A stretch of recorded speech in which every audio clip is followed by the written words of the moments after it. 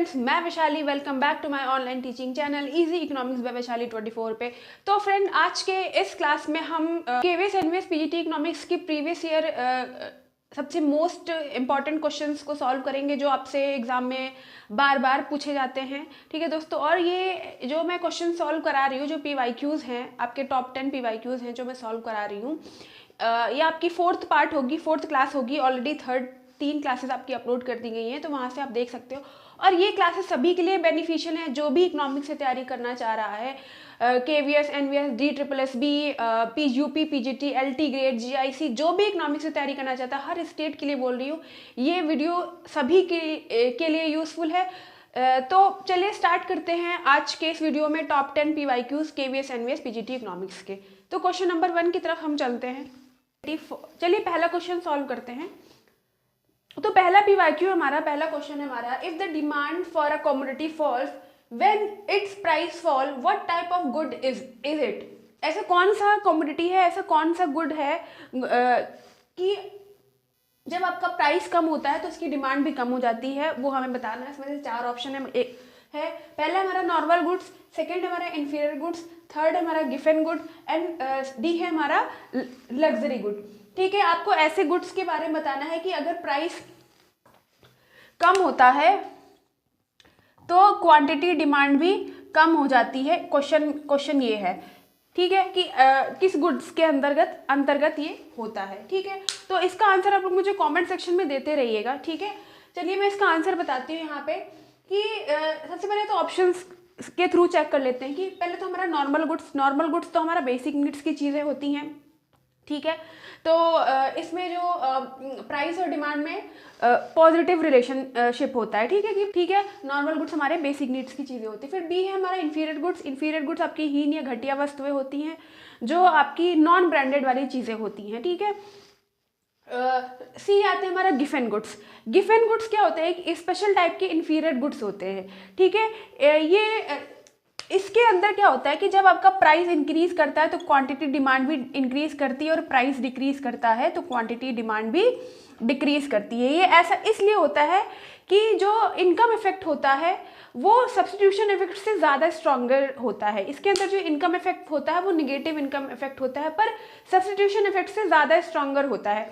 ठीक है, negative income effect की बात क्यों करेंगे, क्योंकि गिफन गुड्स के अंदर क्या, गिफन गुड्स यूजुअली जो आपके लो इनकम ग्रुप्स हैं या जो आपके पुअर फैमिलीज हैं वो ज़्यादा प्रेफर करती हैं कि जब अगर आपकी इनकम कितनी भी कम क्यों ना हो, ठीक है, जो आपकी बेसिक नीड्स की चीज़ें जैसे आपका राइस हो गया, आपका वीट हो गया, आपका ब्रेड हो गया, जो खाने की चीज़ें हो गई, ठीक है, जो आपकी रोज़मर्रा के लिए ज़रूरी है, ठीक है, जिससे आप सर्वाइव करते हो, तो अगर उनका प्राइस कितना भी क्यों ना बढ़ जाए, आप उनकी क्वांटिटी हमेशा बढ़ा के खरीदोगे। ठीक है, और अगर उनका प्राइस कम हो जाता है तो क्वांटिटी भी कम कर दोगे। ठीक है, तो इसका करेक्ट आंसर आपका हो जाएगा गिफन गुड्स। ठीक है, क्वेश्चन क्या पूछा गया है कि ऐसा कौन सा गुड है कि जब आपका प्राइस फॉल करता है तो डिमांड भी कम हो जाती है, तो आपका गिफन गुड्स के अंतर्गत होता है। गिफन गुड्स में क्या होता है कि आपका जब प्राइस गिरता है तो क्वांटिटी डिमांड भी कम हो जाती है, और प्राइस बढ़ता है तो क्वांटिटी डिमांड भी आपकी बढ़ जाती है। ठीक है,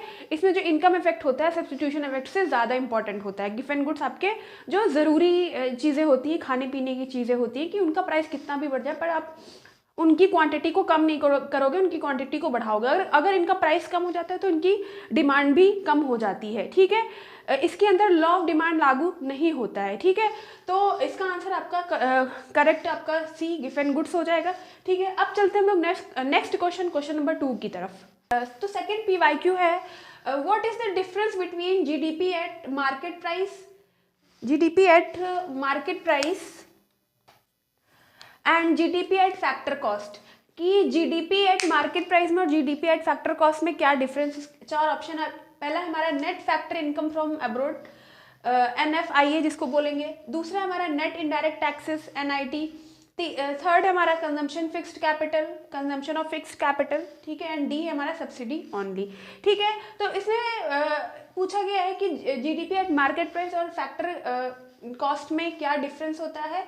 तो इसका आंसर हो जाएगा जीडीपी एट मार्केट प्राइस और जीडीपी एट फैक्टर कॉस्ट का डिफरेंस हमारा नेट इनडायरेक्ट टैक्सेस होता है। तो ऑप्शन नंबर बी आपका एनआईटी हो जाएगा। क्यों? क्योंकि जो मार्केट प्राइसेस होता है उसमें इनडायरेक्ट टैक्सेस इंक्लूडेड होते हैं, पर फैक्टर कॉस्ट में आपके इनडायरेक्ट टैक्सेस इंक्लूडेड नहीं होते हैं, इसीलिए जो आपका आंसर हो जाएगा नेट इनडायरेक्ट टैक्सेस एनआईटी। ठीक है, तो ऑप्शन नंबर बी आपका करेक्ट हो जाएगा। अब हम लोग चलते हैं नेक्स्ट क्वेश्चन नंबर 3 की तरफ। तो नेक्स्ट क्वेश्चन है क्वेश्चन नंबर 3 हमारा, what is included in high powered money, कि हाई पावर्ड मनी के अंदर क्या इंक्लूडेड होता है। ठीक है, तो 4 ऑप्शन है आपके। पहला हमारा currency held by the public plus cash reserve of bank, की जो पब्लिक के द्वारा जो करेंसी जनता के पास जो जमा होती है वो, और जो बैंक के पास होती है, ऑप्शन नंबर ए। फिर बी है हमारा करेंसी विद द पब्लिक, की जनता के पास सिर्फ जो जमा होती है। सी है हमारा demand deposit plus time deposit की। फिर डी है हमारा नन ऑफ दी अबव, कि हाई पावर्ड मनी की बात करी गई है कि हाई पावर्ड मनी में क्या इंक्लूडेड होता है। तो high powered money is also called monetary based, ये इसको मॉनेटरी बेस्ड भी कहा जाता है। तो ये जो मनी होती है या आरबीआई और सरकार के द्वारा क्रिएट की जाती है। ठीक है, तो ये हो जाएगा H equals to C plus R. ठीक है, H आपकी हाई पावर्ड मनी हो जाएगी, C आपका currency held by the public, और R से क्या हो जाएगा कैश रिजर्व्स ऑफ बैंक। तो आपका ऑप्शन नंबर ए करेक्ट हो जाएगा, currency held by the public plus cash reserves of bank. ठीक है, ये high powered money monetary based money भी होती है। ठीक है, इसीलिए इसको ऐसे भी लिखते हैं H की हाई पावर्ड मनी हो जाएगी, high powered money. C currency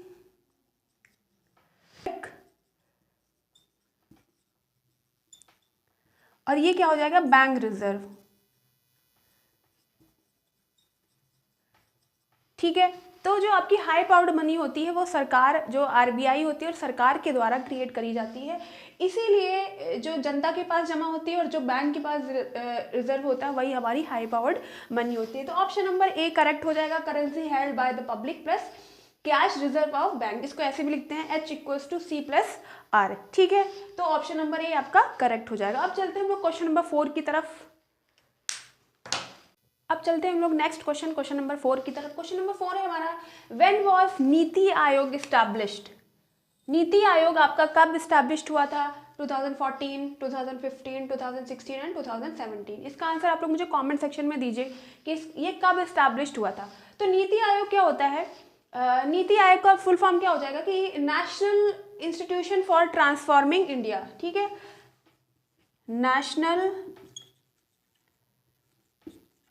institution for transforming India. ठीक है, ये नीति आयोग का फुल फॉर्म है। ठीक है, नीति आयोग आपका 1 जनवरी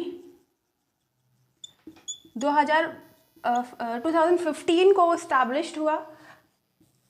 ठीक है, किसने किया था? गवर्नमेंट ऑफ इंडिया के द्वारा किया गया था। ठीक है, नीति आयोग आपका प्लानिंग कमीशन योजना आयोग के स्थान पर लागू किया गया था। ठीक है, तो नीति आयोग का फुल फॉर्म क्या हो जाएगा? National institution for transforming India, जो आपका 1 जनवरी 2015 में आया था। यह प्लानिंग कमीशन के स्थान पर आया था, जिसको हम योजना आयोग बोलते हैं। ठीक है, और इसके अध्यक्ष, इसके चेयरपर्सन आपके इसके चेयरपर्सन कौन होते हैं? अध्यक्ष आपके कौन होते हैं? प्रधानमंत्री। ठीक है, प्राइम मिनिस्टर।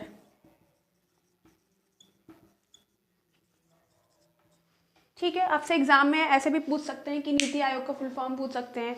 ठीक है, पूरा आपको पूछ सकते हैं कि कब पूरा इस्टेब्लिश हुआ था। तो 1 जनवरी 2015 में इस्टेब्लिश हुआ था। और इसके चेयरपर्सन कौन होते हैं? प्रधानमंत्री होते हैं। और ये किसके स्थान पे लागू किया गया था? यह योजना आयोग के स्थान पे लागू किया गया था। जो आपका प्लानिंग कमीशन है उसके स्थान पे आपका नीति आयोग इस्टेब्लिश किया गया था। कब किया गया था? तो ऑप्शन नंबर बी आपका करेक्ट हो जाएगा, 2015 में हुआ था। इसका फुल फॉर्म जरूर याद करिएगा, अध्यक्ष कौन होते हैं और कब लागू किया गया था। ये आपसे आप MCQ वगैरह न्यू क्वेश्चंस में आपसे पूछ सकते हैं। ठीक है, इसका full form national institution for transforming India. ठीक है, अब हम लोग चलते हैं नेक्स्ट क्वेश्चन, क्वेश्चन नंबर 5। तो नेक्स्ट क्वेश्चन है क्वेश्चन नंबर 5। क्वेश्चन नंबर 5 है, who is known as the father of green revolution in India. हरित क्रांति के पिता किसको कहा जाता है? ग्रीन रिवोल्यूशन आपका क्या हो जाएगा? हरित क्रांति। ठीक है, इसके पिता किसको कहा जाता है? 4 ऑप्शन आपके, वी कुरियन, बी है हमारा MS स्वामीनाथन, सी है RKV राव, डी है दादा भाई नौरोजी। ठीक है, ग्रीन रिवोल्यूशन क्या होता है? ग्रीन रिवोल्यूशन आपका कृषि उत्पादन के लिए फेमस है। ठीक है, कृषि उत्पादन को बढ़ावा देने के लिए, कृषि उत्पादन एग्रीकल्चर प्रोडक्शन के लिए था। ठीक है, स्पेशली आपका wheat and rice, wheat and rice, ठीक है, गेहूं एंड चावल, चावल की के उत्पादन को बढ़ाने के लिए हरित क्रांति लागू किया गया था। स्पेशल है ना, कृषि उत्पादन की बात करी थी। इसमें आपका HYV, इसको बोलेंगे high yielding variety seeds, irrigation, ठीक है, न्यू टेक्नोलॉजी, इन सब को बढ़ाने की बात करी गई थी इस ग्रीन रिवोल्यूशन की। हाई यील्डिंग वैरायटी सीड्स, अच्छे सीड्स होंगे, अच्छे बीज होंगे तो वो उत्पादन अच्छा करेंगे। ठीक है, फसल अच्छी होगी आपकी। इरिगेशन, सिंचाई की बात करी गई थी। ठीक है, फर्टिलाइजर्स आपके उर्वरा जो आपके फसल को अच्छी करने में हेल्प करें। ठीक है, उन सारी चीज़ों की यहाँ पे बात करी गई थी ग्रीन रिवोल्यूशन में। ठीक है, ये कृषि उत्पादन एग्रीकल्चर प्रोडक्शन की, एग्रीकल्चर को बढ़ावा देने के लिए चलाया गया था। ठीक है, ये wheat, specially wheat and rice पे इसने ज़्यादा फोकस किया था। ठीक है, और इसके जो फादर हैं वो हमारे MS स्वामीनाथन हैं। ठीक है, ग्रीन रिवोल्यूशन की शुरुआत आपकी MS स्वामीनाथन के द्वारा की गई थी। क्यों करी गई थी? कृषि उत्पादन को बढ़ावा देने के लिए कि फसलें अच्छी हो, स्पेशली आपका वीट एंड राइस पे ज़्यादा फोकस किया गया था। फिर यहाँ पे हाई यील्डिंग वैरायटी सीड्स और इरिगेशन, इन सब पे ज़्यादा फोकस किया गया था ताकि फसल आपकी ज़्यादा से ज़्यादा अच्छी हो। ठीक है, तो आपके ग्रीन रिवोल्यूशन के जो फादर हैं वो आपके MS स्वामीनाथन है। ठीक है, आपके वी कुरियन आपके व्हाइट रिवोल्यूशन के फादर कहे जाते हैं। जो आपके वी कुरियन, इनका पूरा नाम क्या हो जाएगा? वर्गीस कुरियन। ये आपके व्हाइट रिवोल्यूशन की बात करते हैं। ठीक है, मैं यहाँ पे लिख देती हूँ, कभी कभी आपसे क्वेश्चन में पूछ सकते हैं व्हाइट रिवोल्यूशन। व्हाइट रिवोल्यूशन किसके लिए हुआ था? मिल्क के लिए हुआ था। ठीक है, आपके दूध के लिए। ठीक है, इनका वर्गीस कुरियन पूरा नाम है। ठीक है, इन्होंने ये व्हाइट रिवोल्यूशन के फादर कहे जाते हैं। व्हाइट रिवोल्यूशन किसके लिए हुआ था? आपके मिल्क के लिए किया गया था। ठीक है, तो आपसे क्वेश्चन चेंज करके ऐसे पूछ सकते हैं कि who is the father of white revolution, तो आपके वर्गीस कुरियन हो जाएंगे। बट आपसे यहाँ पे ये क्वेश्चन पूछा गया कि who is the father of the green revolution, तो आपके MS स्वामीनाथन हो जाएंगे। ठीक है, आपका एक्सप्लेनेशन मैंने यहाँ पे लिख दिया है। ठीक है, तो दोस्तों आपसे बस यही कहना है कि अगर आपको मेरा कॉन्सेप्ट समझ में आ रहा है, जो मेरा पढ़ाया हुआ अगर समझ में आ रहा है, तो प्लीज़ लाइक ज़रूर करिएगा, लाइक करिए, शेयर करिए और सब्सक्राइब भी करिए, क्योंकि आपका एक लाइक मुझे और मोटिवेट करता है कि मैं और अच्छे क्वेश्चंस लेकर आऊँ और अच्छा कॉन्सेप्ट आपको पढ़ाऊँ। तो प्लीज़ मेरे चैनल को भी लाइक करिए, शेयर कीजिए और सब्सक्राइब करिए दोस्तों। चलिए अब नेक्स्ट क्वेश्चन की तरफ चलते हैं, क्वेश्चन नंबर 6। तो नेक्स्ट क्वेश्चन है क्वेश्चन नंबर 6 की तरफ चलते हैं। क्वेश्चन नंबर 6 हमारा, what was the main objective of the new economic policy, जिसको हम NEP ऑफ 1991 बोलते हैं, कि जो हमारा NEP है 1991 में आया था, उसका मेन ऑब्जेक्टिव क्या था? ठीक है, हमारा लिबरलाइजेशन, जिसको हम उदारीकरण बोलते हैं हिंदी में, उदारीकरण। सेकेंड है हमारा प्राइवेटाइजेशन, निजीकरण बोलते हैं इसको हम, निजीकरण। 6C है हमारा ग्लोबलाइजेशन, वैश्वीकरण।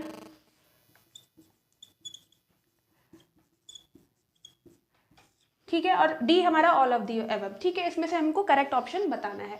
तो 1991 NEP आपकी क्योंकि 1991 में क्या था कि जो हमारा इंडिया था वो भारी आर्थिक संकट से गुजर रहा था। उस समय जो आपकी क्राइसिस हो रखी थी इंडिया के अंदर, राजकोषीय घाटा अधिक था, महंगाई भी बढ़ रही थी, इकोनॉमिक डेवलपमेंट है, इकोनॉमिक ग्रोथ है, वो भी बहुत ही धीमी रेट से हो रही थी। तो इन सारी चीज़ों से निकलने के लिए आपका LPG लाया गया था 1991 में। ठीक है। 1991 में उस समय आपके जो प्राइम मिनिस्टर थे आपके पीवी नरसिम्हन राव थे, जो आपके प्रधानमंत्री थे। पीएम कौन थे? पीवी नरसिम्हन राव थे। और फाइनेंस मिनिस्टर आपके 1991 में मनमोहन सिंह जी थे। ठीक है, फाइनेंस मिनिस्टर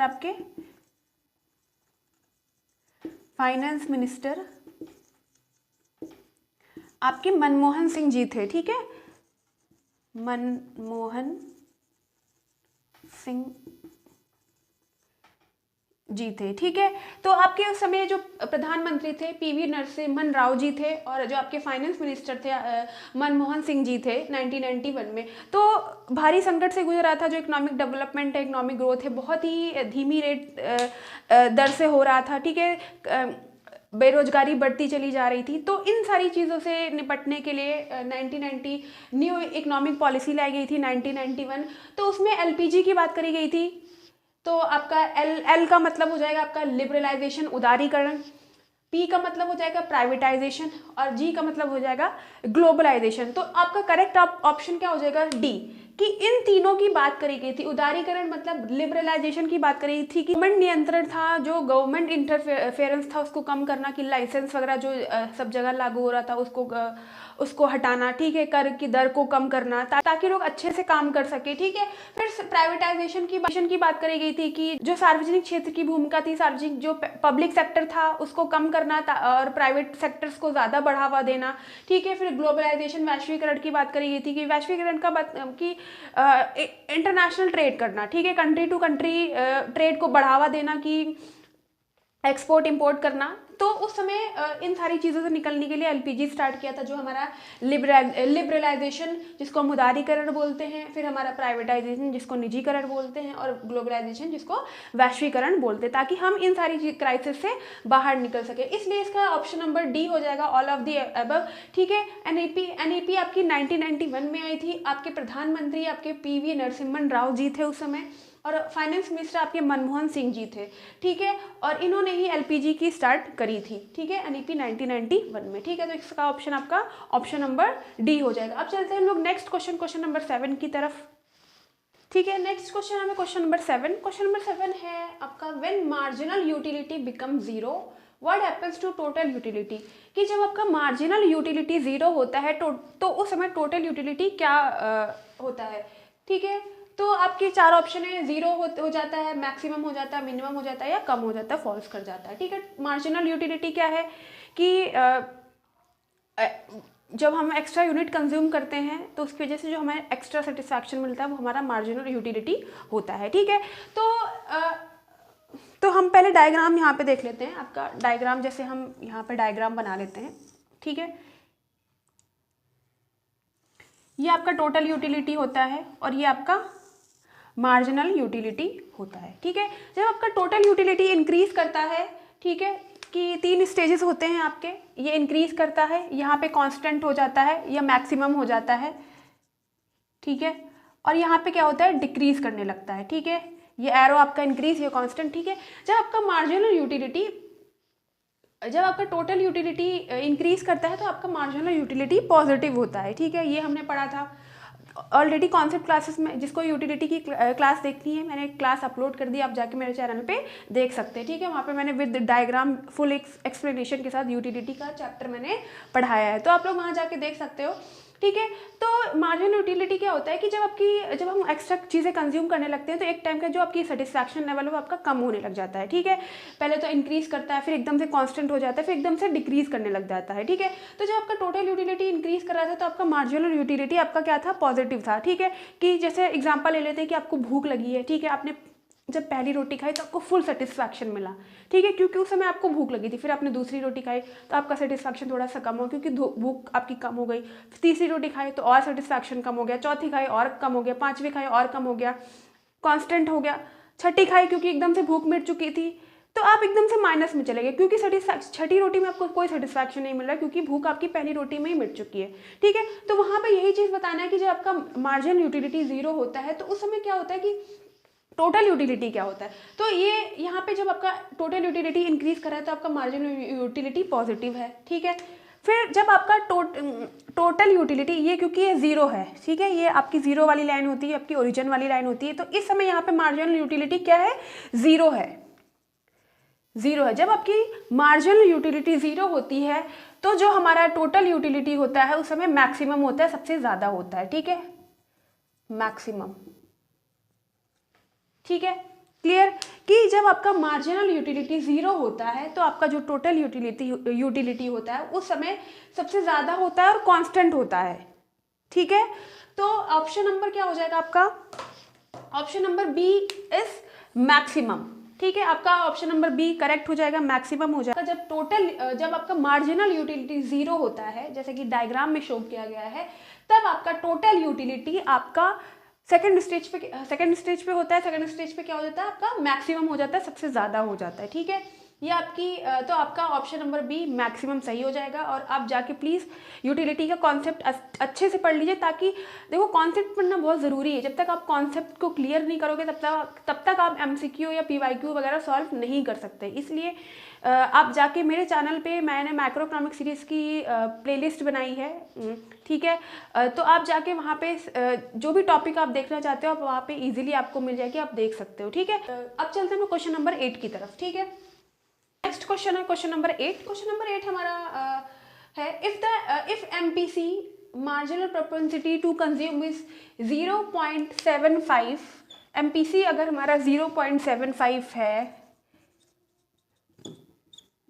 ठीक है, तो what will be the value of investment multiplier. तो इन्वेस्टमेंट मल्टीप्लायर की वैल्यू क्या हो जाएगी, ऑप्शन है आपके 2, 3, 4, 5, क्या वैल्यू हो जाएगी। तो सबसे पहले हम जानेंगे कि इन्वेस्टमेंट मल्टीप्लायर क्या होता है। इन्वेस्टमेंट मल्टीप्लायर का कॉन्सेप्ट आपके जेएम कीन्स के द्वारा दिया गया था, जेएम कीन्स ने दिया था। इनकी बुक है the general theory of employment interest and money, जो 1936 में आई थी। इनकी मोस्ट फेमस बुक है, बुक का नाम क्या हो जाएगा, जॉन मेनार्ड कीन्स की the general theory of employment interest and money, ठीक है। 1936 में इन्होंने ये बुक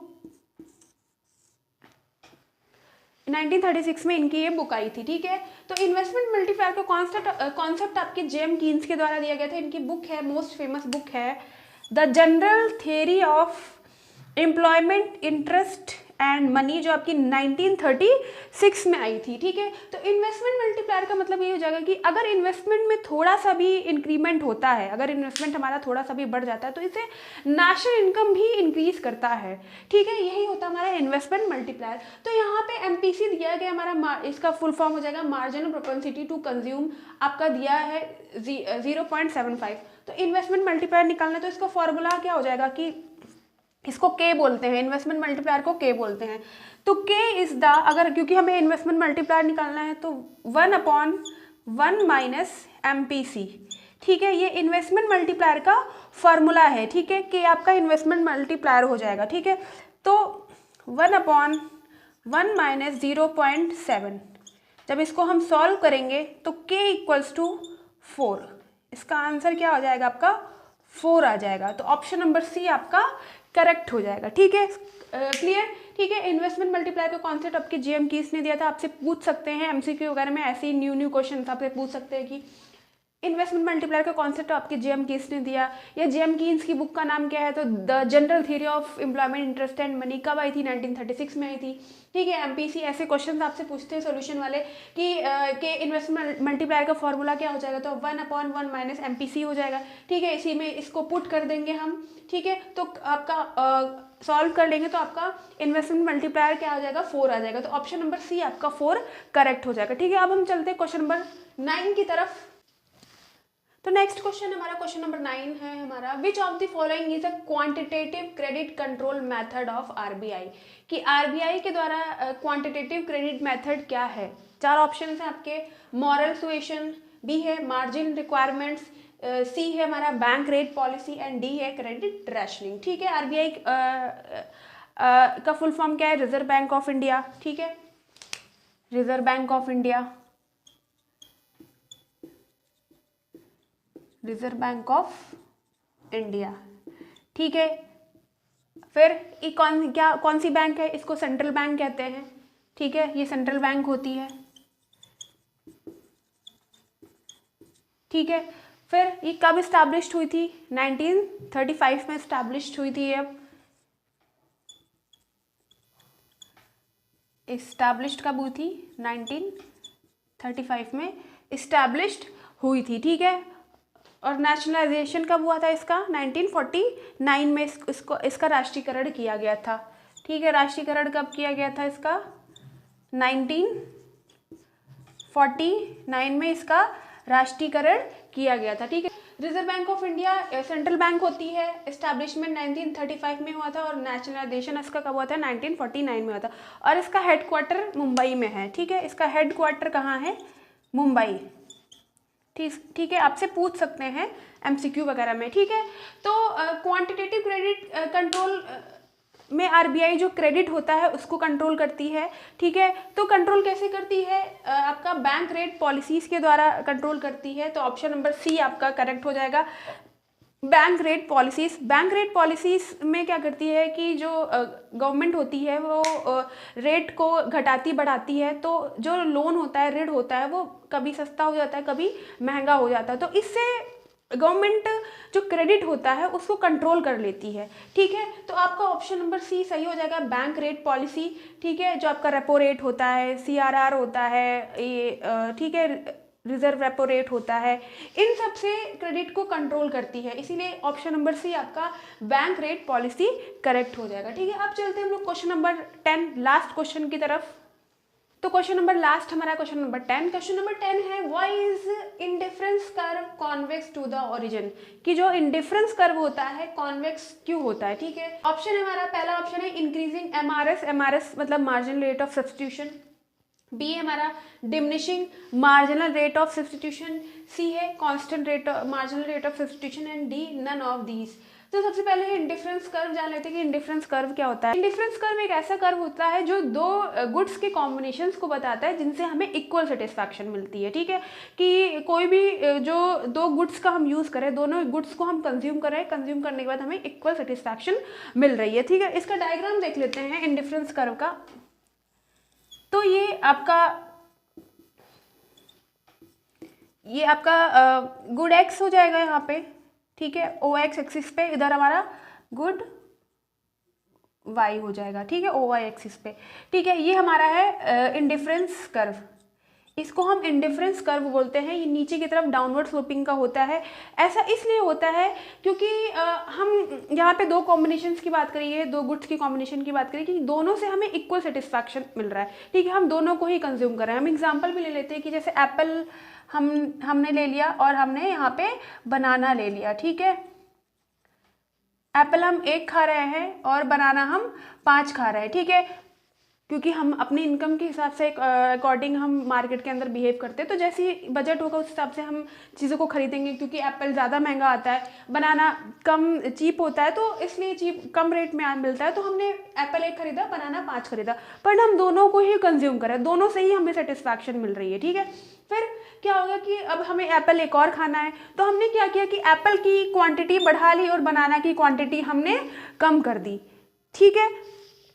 बट हम दोनों को ही कंज्यूम कर रहे हैं। अगर हमने क्या किया होता कि बनाना को यहाँ पे 0 कर दिया होता और इसको हमने एप्पल को 5, तब हमें इक्वल सेटिस्फैक्शन नहीं मिलती, तब इक्वल सेटिस्फैक्शन की बात नहीं होती, ठीक है। तो इंडिफरेंस कर्व हमें ये बताता है कि दो गुड्स के ऐसे कॉम्बिनेशंस को बताता है जिनसे हमें इक्वल सेटिस्फैक्शन मिलती है, ठीक है। तो यहाँ पे क्या होगा कि किसी एक की क्वांटिटी को बढ़ाने के लिए, मान लीजिए ये गुड एक्स है और ये गुड वाई हो जाएगा, ठीक है।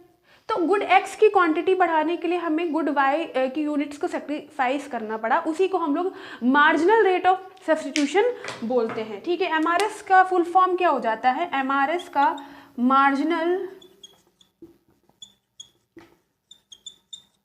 रेट ऑफ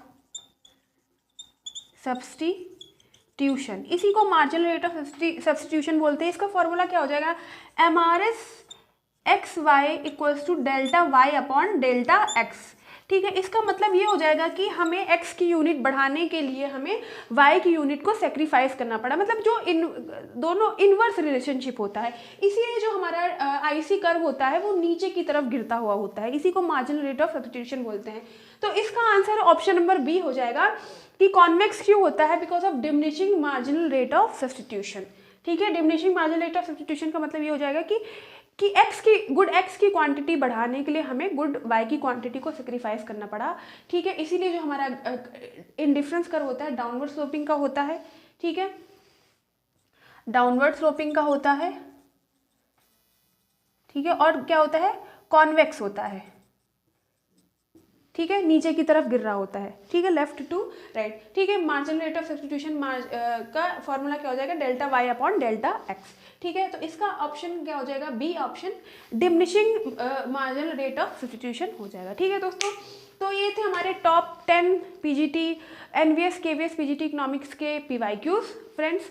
तो अगर आपको कॉन्सेप्ट समझ में आ रहा है और मेरा पढ़ाया अगर समझ में आ रहा है तो प्लीज़ कमेंट सेक्शन में ज़रूर बताइएगा। और इसकी कॉन्सेप्ट क्लासेस भी हैं जिसकी मैंने प्लेलिस्ट बना दी है माइक्रो इकोनॉमिक सीरीज़ करके, तो आप जाके वहाँ पे देख सकते हैं। बस आपसे यही कहूँगी, मेरे चैनल को भी लाइक शेयर एंड सब्सक्राइब करिए ताकि मुझे भी मोटिवेशन मिले, ऐसे ही अच्छे अच्छे क्वेश्चंस मैं और लेकर आऊँ और वीडियोस बनाऊँ। ठीक है, और बस and yes press the bell icon ताकि मेरी वीडियो की नोटिफिकेशन आपको टाइम से मिले। मिलते हैं नेक्स्ट क्लास में न्यू क्वेश्चंस के साथ। नमस्ते दोस्तों, थैंक यू, बाय।